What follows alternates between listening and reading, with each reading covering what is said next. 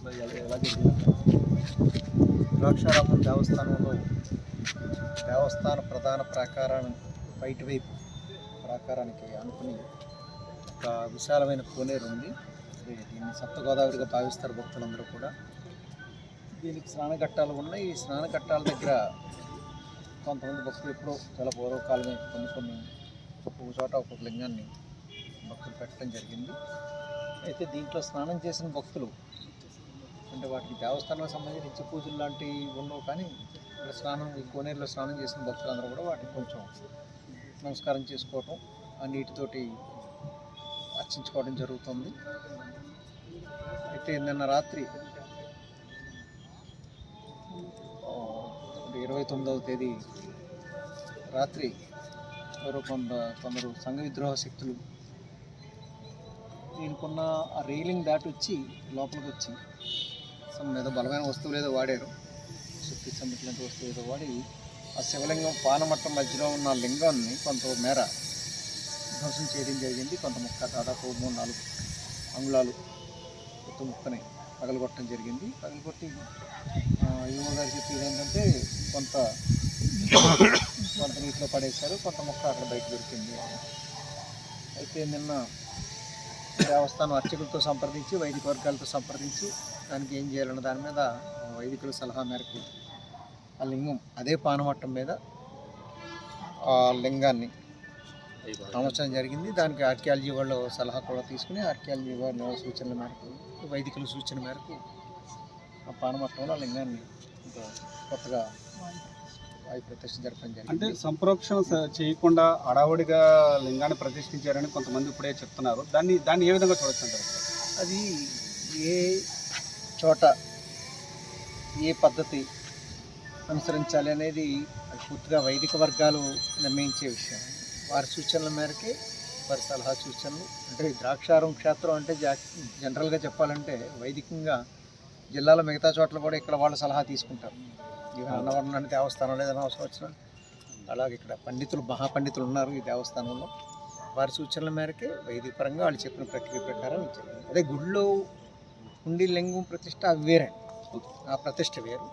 ఇది వాయు ప్రతిష్ట అంటే దీనికి సింప్లిఫైడ్ ప్రొసీజర్, దానికి ఉండే నియమావళిని వీటికి వర్తించదని వైదికులు చెప్పడం. జనరల్గా వైదికుల వర్గాలు చెప్పిందే పాటించాలి మేము కూడా ఆ విషయాల్లో.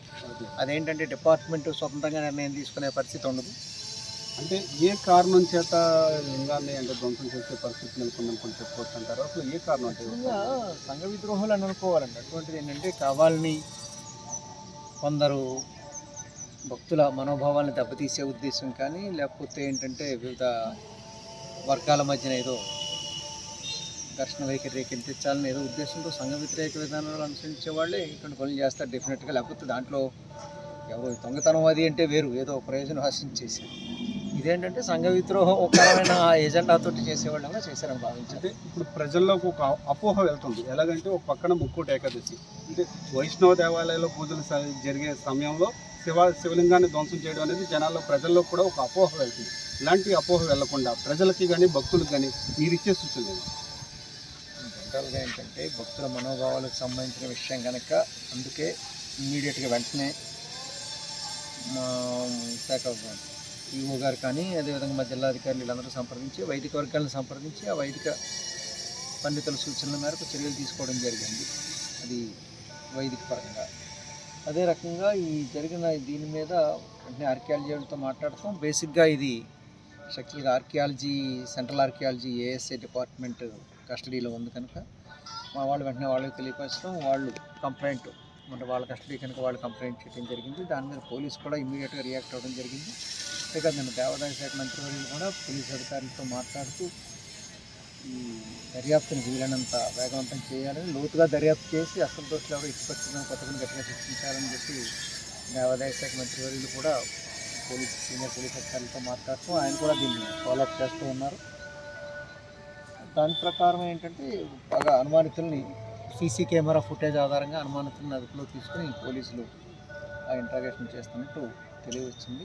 బహుశా తొందరలోనే దోషుల్ని నిర్ధారించి అవకాశం ఉందని మేము భావిస్తూ ఉన్నాం. అయితే ఇప్పుడు మనం చూసుకుంటే కనుక ఇప్పుడు దీంతో పాటుగా ఏంటంటే ప్రధాన ప్రాకారం బయట ఉంది, కానీ రక్షణ కోసం గతంలో కొంత రైలింగ్ కానీ ఫెన్సింగ్ కానీ ఏర్పాటు చేయడం జరిగింది. అయితే ఇప్పుడు ఈవో గారు కూడా సూచించడం జరిగింది, ఎక్కడెక్కడ ఫెన్సింగ్ హైట్ పెంచాలి, అదేవిధంగా ఎక్కడ అంటే రాత్రి అయితే ఎందుకంటే భక్తులకి అవకాశం కల్పించడం కోసం ఇది ఓపెన్ చేసి ఉంచాలి ఉదయం నుంచి సాయంత్రం దాకా భక్తులు వినియోగించుకునేలా ఎక్కువ నీళ్ళు స్నానం చేసే వాళ్ళందరి కోసం. చీకటి పడిన తర్వాత ఇవన్నీ కూడా ఫెన్సింగ్ టైట్ చేసి తాళాలు వేయమని ఆదేశించడం జరిగింది. అదేవిధంగా ప్రాకారానికి 4 మూలల 4 పెద్ద కెమెరాలు PTZ కెమెరాలు 360 డిగ్రీస్ కవరేజ్ ఉండి కెమెరాస్ని ఈ దేవాలయం 4 మూలలా కూడా ఏర్పాటు చేయడం జరిగింది. అంటే మరింత ప్రస్ఫుటంగా పూర్తిగా ఎవరున్నా కానీ ఇమీడియట్గా రియల్ టైంలో అబ్జర్వ్ చేసిన అవకాశం ఉంటుంది. అంటే హిందూ దేవాలయాలపై దాడులు అనేది అది సమాజంలో కూడా వేరే స్థాయిలో వెళ్ళే అవకాశం ఉంది. అంటే దీనికి సంబంధించి ఇటువంటి దేవాలయాలపై ఇంకా ప్రతిష్టమైన అంటే భద్రతా వ్యవస్థను ఏ విధంగా నిర్మించబోతున్నారు, ఎటువంటి జాగ్రత్తలు తీసుకోబోతున్నారు? ఇప్పుడు ఏంటంటే ఈ స్థాయి దేవాలయాలన్నింటిలోనూ గతంలో సీసీ కెమెరాలు పెట్టడం జరిగిందని, ఇంకా చిన్న టెంపుల్స్లో కూడా సీసీ కెమెరాలు చేసుకుంటూ వెళ్తున్నాయి దశల వారీగా. ఇది ఒకటి. 2 అయితే ప్రభుత్వం అయితే ఇటువంటి చోట ఏం జరిగినా గతం ఇటువంటి చోట ఎక్కడ జరిగినా వెంటనే అంటే రియల్ టైంలో రియాక్ట్ అయ్యి గంటల్లోనే రియాక్ట్ అయ్యి లోతుగా దర్యాప్తు జరపడం, అనుమానితుల్ని అదుపులో తీసుకోవటం, దాన్ని వాళ్ళు ప్రశ్నించి ఆ దోషులను నిర్ధారించడం అనే ప్రక్రియ చాలా వేగవంతంగా జరుగుతుంది. ఇప్పుడు కూడా ప్రభుత్వం చాలా సీరియస్గా ఉంది ఈ విషయం మీద. పూర్తి స్థాయిలో పోలీస్ అధికారులు కూడా చాలా సత్వరంగా చాలా స్పీడ్గా దీంట్లో